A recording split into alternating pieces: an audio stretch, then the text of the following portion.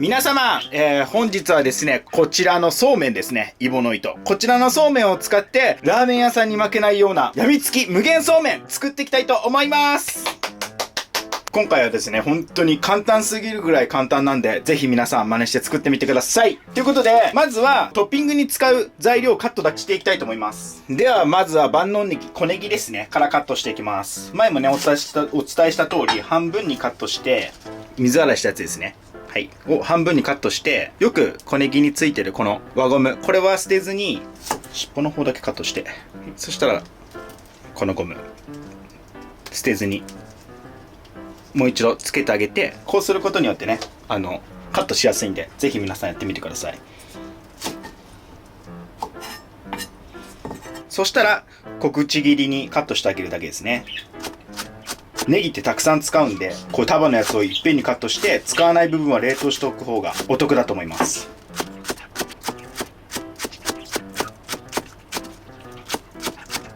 こんな感じでね、小口切りにカットできたら、使う分だけね、取っといて、あとは、ビニール袋に入れて冷凍保存してあげてください。続いては、こちらの鶏ハムでございますね。こちらね、ほんとめちゃくちゃ大好評で、一応ね、今回、卵とかメンマは市販のもの使っていて、もうチャーシューとかもね、市販のものでいいので、気になる方は動画の最後にあるので、確認してみてください。これ本当にめちゃくちゃおすすめなんで、俗に言うサラダチキンってやつですね。見ていただいたらわかるとおり、このしっとり感。すごいでしょ。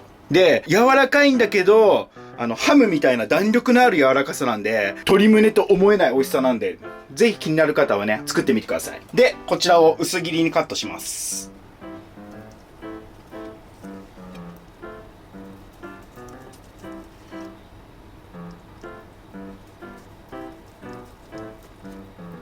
こんな感じですね。こんな感じにカットできたら OK です。お肉の部分も完成だし、ネギも完成なんで、続いてタレ作っていきたいと思います。では、タレ作りしていきたいと思うんですけども、まずはこちら、本みりん。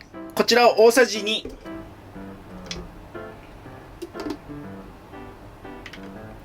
で、こちらね、ラップせずにレンジで1分ぐらい熱してアルコール飛ばしてあげてください。で、熱してる間に他の調味料全部合わせておきます。まずはこちら、醤油。こちら大さじ2。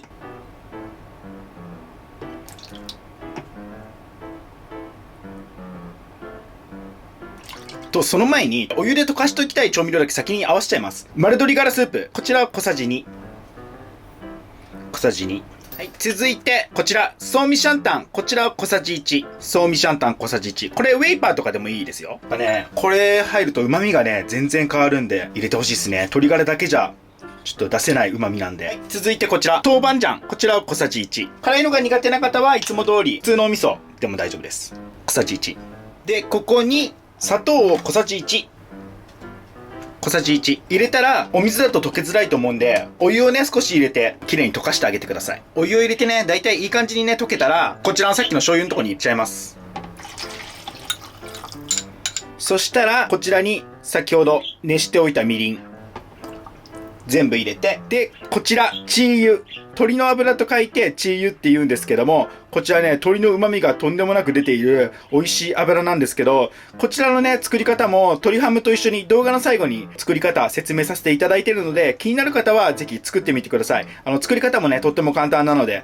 で、できればね、このチー油使ってほしいんですけど、もしね、大変で作れないっていう方は、代わりにごま油でも OK です。で、こちらのチー油を大さじ1入れます。これがね、ほんと美味しいんだよね。旨味が出て。で、こちらはあればいいんですけども、かつおだしの粉ですね。こちらを小さじ1から小さじ2ですね、入れてあげてください。後からね、足すこともできるんで、まずは小さじ1入れといて、後から足してあげるのもいいです。こちらを小さじ1。これ入れてあげるとね、煮干しラーメンとかあるじゃないですか。ああいう系のね、風味豊かなめちゃくちゃ美味しいね、ラーメンができるんですよ。なので、こちらをぜひ入れてみてください。で、こちらをかき混ぜます。もうこれで絶品のラーメンのタレですね。スープの素は出来上がりです。こちらにお好み量を、水とか加えれば OK なんですけど、さっきのお湯と合わせて合計350入れてください。350ml の水入れてあげてください。で、そっからは味見してみてから、皆さんのお好みの味の濃さに調整してあげてください。じゃあ、ちょっと水足してきます。すいません、あと一つ忘れてました。お好みでこちら、おろしニンニク。こちらをね、小さじ1足してあげてください。フレッシュタイプでももちろん OK です。小さじ1いかないぐらいかな。これぐらい入れてあげてください。お好みで。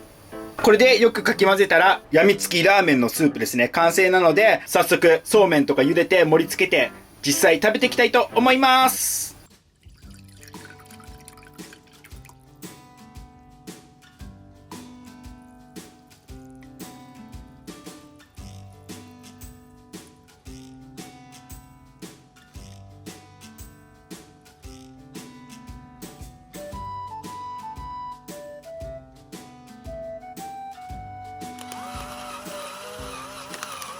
では、早速、実食していきたいと思います。いただきます。で、お好みで、もう黒胡椒はかけてるんだけど、ホワイトペッパーとラー油、ぜひかけてみてください。ちょっと普通にまずいただきますね。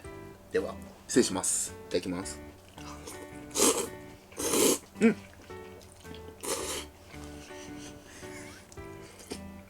どうスープ。うまい。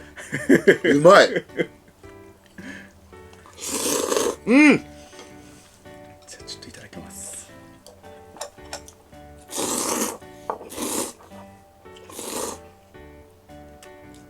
これマジでうまいし、絶対ホワイトペッパー合う味してる。ちょっとホワイトペッパー。いや、この味の深みえぐくない？うまい。あとは鶏ハムも、これも手作りです。はい。すごい。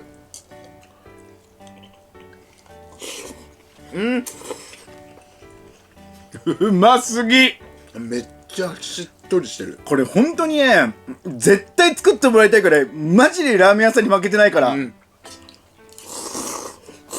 これ替え玉欲しいね。わかるわ。あるんだよな。ほんまにうま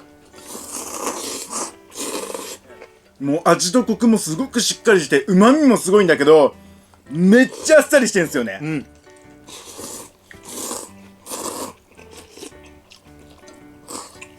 ちょっと追いチャーシューと追い麺しました。めっちゃ美味しいマジで、今回のね、量だと、麺ね、200g か、ぐらいは全然余裕で食べれます。ああ、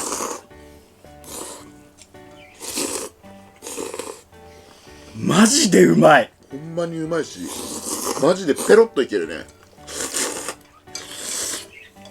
完食完飲です。ということで、本日はですね、とっても簡単にできるやみつき無限そうめん作らせていただいたんですけども、もう本当にね、ラーメン屋さんに負けないぐらい旨味もすごいしっかりしてるし、なのに、すごいあっさりして食べられるんで、これからの季節にはすごくぴったりかなと思うのと、あと、スープ、作り方もね、本当に火も使わず、すごく簡単にできるので、そういった面でもね、暑い日に作るにはすごくいいんじゃないかなと思います。で、動画の途中でもお伝えしてるんですけども、これのね、鶏ハムとチー油だね、の作り方は、この後動画の最後に説明させていただいてるので、気になる方はそちらも見てみてほしいっていうのと、それさえなければ、すごい簡単なレシピになってますので、ぜひ皆さん、作ってみてください。ということで、本日は以上になります。めちゃくちゃ美味しかったです。美味しかったです。ごちそうさまでした。ごちそうさまでした。最後までご視聴ありがとうございました。またね、バイバイ。では、チー油のね、作り方を早速やっていきたいと思います。で、用意するものは鶏皮、それから生姜とネギの青い部分。このネギの青い部分と生姜は、あればで大丈夫です。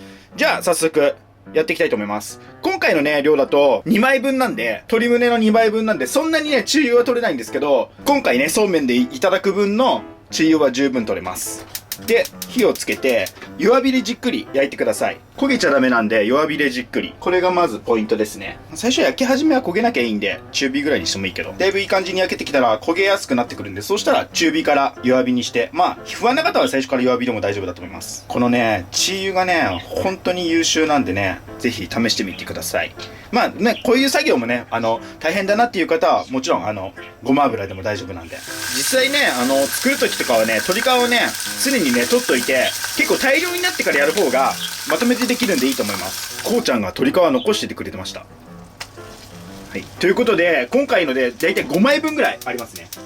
ちょっとレンチンしたからあれだけど、まだ凍ってる部分もあるから、ゆっくり火入れしたいと思います。とりあえず焦げないようにだけ注意してください。すでに冷凍庫で保存してる方がいらっしゃる場合は、前の日に冷蔵庫なんかに入れて、解凍してからやってくださいね。こんな感じでね、だいぶ色が変わったと思うんですけど、ほら、チー油もだいぶ出てきたんで、こうなってきたら、だいたいもう10分から15分くらいはやってるかな。出てきたら、よく水気を切った香味野菜たち、こちらを入れます。長ネギと生姜入れてるんですけど、焦げないうちに取り出しちゃってください。これは見るからに美味しそうでしょ。これ自分で作ったチー油ってね、本当にね、脂っこくなくてね、めちゃくちゃ美味しいんですよ。で、今回はそのタレ、ラーメン用のタレに使うんですけど、チャーハンに入れたりとか、ペペロンチーノの油に入れるとか、もう何にでも使えて旨味がとにかくすごいんで、ぜひ皆さん作ってみてください。で、時間が経つと香りがしてきて、いい感じにね、ネギとかにも焼き色がつくんで、そしたら取り出しちゃってください。で、取り出すときは、長ネギとかは油結構吸ってると思うんで、こうやってちょっと押してあげて、ちょっと出してあげてください。生姜はね、大丈夫だと思うんですけど。はい、そしたら、また最後の仕上げじゃないですけど、もう少し炒めて、完全に血油出し切って、鶏皮せんべいも作りつつ、終わらせていきます。では、こんな感じでね、鶏皮せんべいができつつ、チー油がもういい感じにたくさん取れたら火を止めて、鶏皮だけね一旦取り出してあげたらこします。ということでこちらでねチー油の完成です。めちゃくちゃいい色でしょ。これがね本当に旨味の塊でいろんな料理に使えるので、ぜひ皆さん作ってみてください。で、先ほど作ったこちらの鶏皮、これはね塩コショウで味付けしてもいいですし、今回のそうめんにね刻んでね入れても違う食感が生まれて美味しいんじゃないかなという感じでございます。皆さんのお好きなように使ってみてください。ということで以上になります。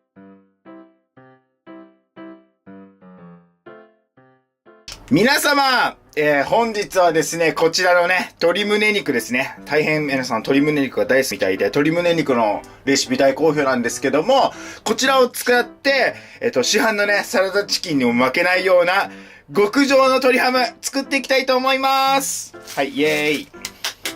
これはね、もう本当にね、めちゃくちゃ簡単です。ほぼほったらかしでできる簡単なレシピなんですけども、やっぱりコツが多少あったりするんで、それをするとね、めちゃくちゃしっとりで柔らかな、美味しい鶏ハムができるので、ぜひ皆さん真似して作ってみてください。ということで早速やっていきます。まずは、漬け込む作業も始めなきゃいけないんですけど、その前にまず皮を取ります。はい、皮を。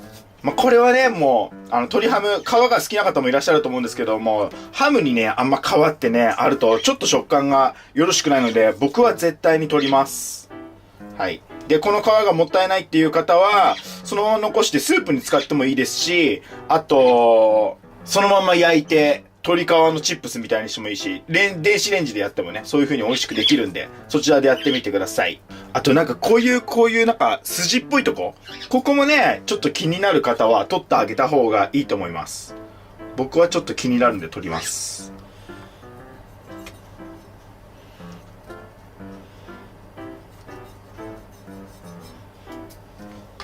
では、皮を取って気になる筋ですね、を取ったら、フォーク、こちらを使ってバス刺します。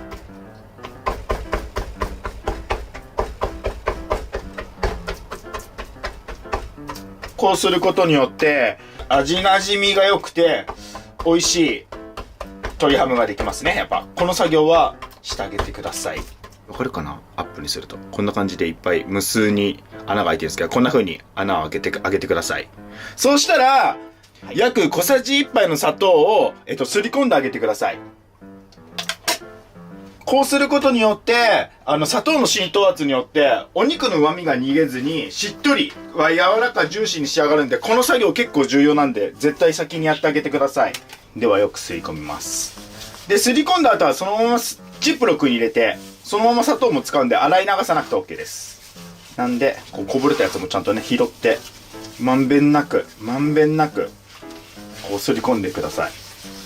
目安はね、なんかね、わかるかな？ちょっとさっきよりもね、なんかね、ちょっとツヤっぽくなってくるんですよね。それぐらいまで、ちょっとしっかり、こう、染み込ませてあげて、こんな感じかな？ほら、もうテッカテカ。こんな感じですり込んであげたら、続いては、お塩ですね。お塩も同量。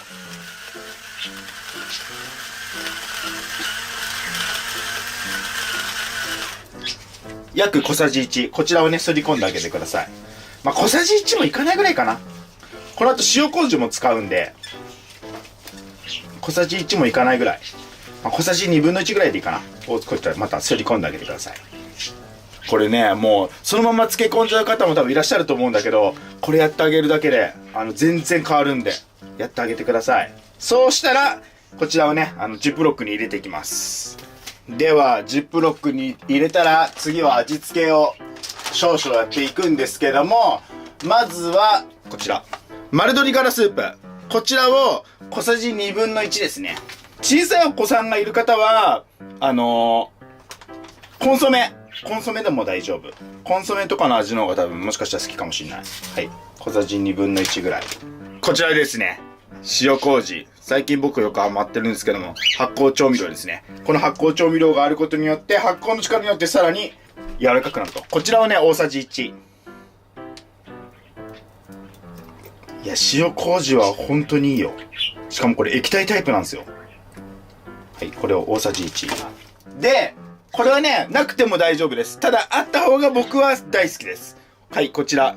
ニンニク。こちらをね、いつもよりももっと少ない。本当にね、もう1センチあるかないかぐらい。これをほんのちょびっとだけでもいいから入れてほしい。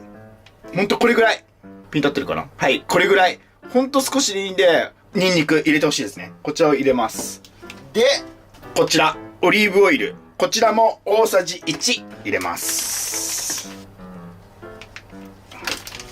最後、ブラックペッパー。はい。ブラックペッパー。僕はブラックペッパー入れるんですけども、ここにね、ハーブソルトだったり、クレイジーソフトのハーブが入ったのを入れてあげてもいいです。ただ僕はね、サラダチキンをね、ハーブの香りしてない方が好きなんですよ。なので、黒胡椒にします。旨味がね、もうしっかりした、もう鶏のハムって感じが好きなんで、そんな感じにしたいと思います。そしたら、ジップを閉じて、こちら、よく揉んで、よく揉んだら、こちら空気を抜いて、こんな感じ。できるだけ空気を抜いて、最低でも1時間ですね。1時間以上置いて、僕は一晩寝かせておきます。じゃあ早速、寝かしていきます。一晩つけた鶏胸肉になります。で、こちらをね、早速ね、もうしっとりね、柔らかく仕上げていこうと思うんですけども、本日はですね、多分皆さん、低温調理っていうのをご存知だと思うんですけど、そちらね、本当は器具を使うんですけど、そちらを使わずに、低温調理していく方法をね、皆さんにお伝えできたらなと思います。じゃあ早速、やっていこうと思います。で、今回、多分ね、普段、皆さん、お家に、こういう温度計、あれば、こちら使ってほしいんですけど、もちろん多分ないと思うんですよ。これ、沸騰前なんですよ。沸騰前の温度、ちょっと測ってみます。ちょっとふつふつ言ってるかなぐらいかな。ちょっとふつふつ言ってるかなぐらい。ちょっと気泡が上に上がってるぐらいで、これぐらいの温度なんですよ。今すぐ下がっちゃったけど、一瞬見えたかな ?74 度ってなったんですよ。今どんどん下がってるんですけど、これこうやってやればわかるかな。この感じ。これがだいたい74度ぐらいになってるんですよ。で、鶏胸肉を、美味しく、低温調理する方法で、一番いい設定温度が65度って言われてるんですね。なので、この状態で鶏胸肉を入れたいんですよ。この温度の状態で鶏胸肉を入れて、蓋をして30分で出来上がりっていう感じなんですよ。だから沸騰する前のこの温度ぐらいにしておいて、で、火を弱火にします。で、そしたら、ジップロックに入れた鶏胸肉をこう入れながらやっていくと、軽い真空状態が作れるんですよ。こんな感じで。入れながら空気を抜くと。この状態にして入れて、で、火は止めて、蓋をして30分です。これだけ。これだけで、低温調理された鶏胸肉、美味しい鶏胸肉ができるので、はい。じゃあ早速こちらでやっていきたいと思います。で、気候によって、例えばすごい寒い国だとしたら、蓋を閉めててもどんどんお湯の温度が下がっちゃうんで、不安な方は一度沸騰させてから30分でもいいです。それか、先ほどのそのふつふつし始めた状態を炊飯器に入れて保温状態にさせてから30分でも OK です。はい、じゃあ早速やっていきたいと思います。あと言い忘れたんですけども、鶏胸肉は必ず常温に戻してから低温調理してあげてください。じゃないと中までね、火が通るのに時間かかって、美味しく作れないので。はい、そんな感じです。では、早速、鶏肉見ていきたいと思うんですけども、すいません、30分じゃなくて40分にしました。で、最後、もう一度ね、温度だけ測ってみたいと思います。で、最終の温度が 63.3 度か。はい。これぐらいの温度があれば大丈夫です。で、この後はもう氷水で一気に冷やしたいと思います。では、一気に氷水でね、冷やしていこうと思うんですけども、低温調理された料理は、常温でね、冷ましたりとかせずに、一気に冷やしてあげてください。じゃないと菌がね、どんどん繁殖して、ダメなんで。こうやって一気に氷水で冷やしてください。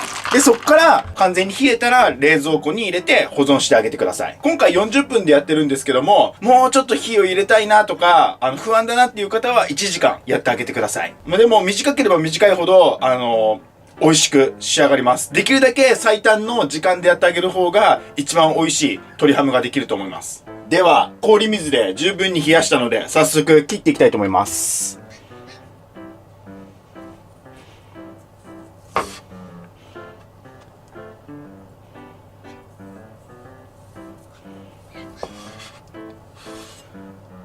見て、わかるかな？ほら、もう超絶しっとり。ちょっとね、ほんのり、ほら、ピンクがかかってるのわかるかな？こんな感じに低温調理でするとなるんですよ。これもう最高です。こっちの方がわかりやすいかな？こんな感じ。はい。こんな感じになったら出来上がりなので、薄くね、切って、今回はですね、わさびでいただこうかなと思ってます。じゃあ早速実食していきたいと思います。